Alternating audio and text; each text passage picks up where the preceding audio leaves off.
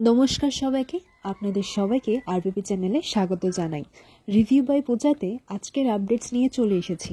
কথা ধারাবাহিকের আজকের পর্বে শুরুতেই আপনারা দেখতে পাবেন কথা এভিকে বলে, পাচক মশাই, এভাবে আপনি কর্তা দাদুর সঙ্গে ঝগড়া করবেন না। এইদিকে প্রিয় এসে বলে যে, দাদাভাই চল, আমাদের কোর্টে যাওয়ার সময় হয়ে গেছে। এদিকে নীলাদ্রি প্রিয় আর কর্তা দাদুর জন্য, কর্তা দিদার জন্য ডাবের জল নিয়েও আসে। আর এইদিকে কথা এটাই ভাবছে যে ওই লোকগুলো সত্যি অন্ধই কিনা, আমাকে আগে এটা প্রমাণ করতেই হবে, খুঁজে বের করতেই হবে। এদিকে প্রমিত বলে, তোমরা যতই চেষ্টা করে নাও তোমরা পারবে না, আমি গুহবাড়িকে শেষ করেই ছাড়বো। এরপর দেখা যায় কোর্টের মধ্যে বিপক্ষ উকিল এটাই বলেন যে, আমরা শুনেছি যে যে মিস্টার শশীভূষণ গুহ আর ওনার বড় নাতি, ওদের এতটা মিল নেই, তাদের মাঝখানে দূরত্ব রয়েছে। আর উনি ওই কোম্পানিটাও জয়েন করেনি, উনি আলাদা করে নিজের একটা ব্যবসা চালাচ্ছেন। সেটা কেন? আর উনি কি তাহলে সত্যিই জেনে গেছেন সময় থাকতে যে শশীভূষণ গুহ ওনাদের ব্যবসার মধ্যে কিছু না কিছু একটা ঝামেলা করে যাচ্ছে? আর সেটাই হয়তো অগ্নিপ গুহ জানতো, যার কারণে ওনাদের কোম্পানিটা পারিবারিকভাবে সেইভাবে জয়েন করেননি, তাই উনি আলাদা করে নিজের একটা বিজনেস শুরু করেছেন। এদিকে যখন কাঠগড়ায় ডাকা হয় তখন বাড়ির সবাই ভয় পেয়ে যায়, বলে যে এবার হয়তো আমরা কেসটা সত্যিই হেরে যাব। অগ্নিকে না ডাকলেই ভালো হতো, কারণ একটু আগে যা হয়েছে তাতে তো অগ্নি আরো রাগ করে আছে। কারণ বরাবর অগ্নিপত এইচওএফ এর বিরুদ্ধেই থাকতো, আর বরাবর সবাই এটাই ভয় পাচ্ছিল যে ও ভুলভাল কিছু না বলে ফেলে। এইদিকে প্রমিত অ্যানিকে বলে, আপনি চিন্তা করবেন না, সবটা ঠিক হয়ে যাবে। অ্যানিকে হাতে রাখার জন্যই এই কথাটা বলা হয়। এরপর এইদিকে অগ্নিকে যখন প্রশ্ন করা হয়, আপনি আপনার দাদুর মানে শশীভূষণ গুহর কোম্পানিটা কেন জয়েন করেননি? এদিকে প্রিয় ভয় পাচ্ছিল, কথা আমার মনে হচ্ছে আমরা আর কেসটা জিতবো না, আমরা হেরে যাব। অগ্নিকে যখন জিজ্ঞেস করা হয়, অগ্নি বলে, কারণ আমার ইচ্ছে ছিল না তাই। তখন সেই উকিল বাবু বলেন যে, তাহলে আপনি জানতেন যে শশীভূষণ গুহ বেআইনিভাবে কাজগুলো করে যাচ্ছেন, আর উনি যে পুরনোভাবে হিসেব নিকেশ রাখেন সেটাতে ওনার কার্যগুলো আর ধরা পড়বে না। এরপর এভি বলে, না, আসলে আপনি যা বলছেন আমি আপনার সাথে এগ্রি হতে পারছি না। জানছি উনি পুরনোভাবেই সব হিসেব নিকেশ রাখতেন, তাতে ওনার সুবিধে হতে পারে, কিন্তু এটাতে অপরাধ সেটা আমি মনে করি না। আর উনি ক্রমশ সবাইকে ফ্রিতে মেডিকেল ফ্যাসিলিটিস দিয়ে থাকেন।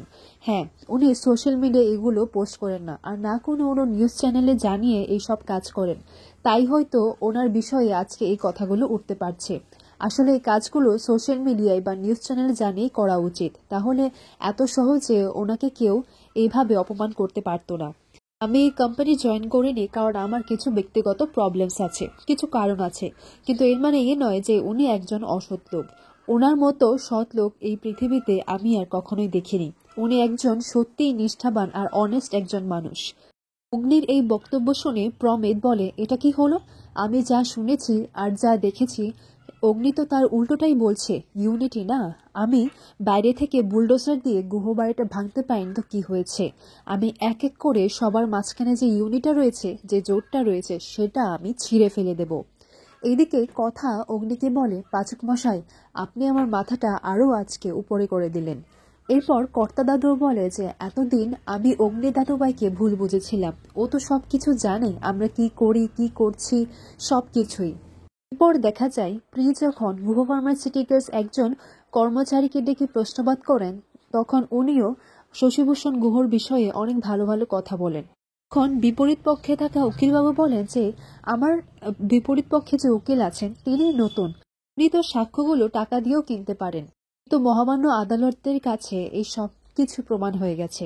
আর ল্যাব টেস্টেও পাওয়া গেছে যে ওই টনিকের মধ্যে লিডের মাত্রাটা খুব বেশি ছিল, আর যাদের কারণে এই লোকগুলো তাদের দৃষ্টিশক্তি হারিয়েছে।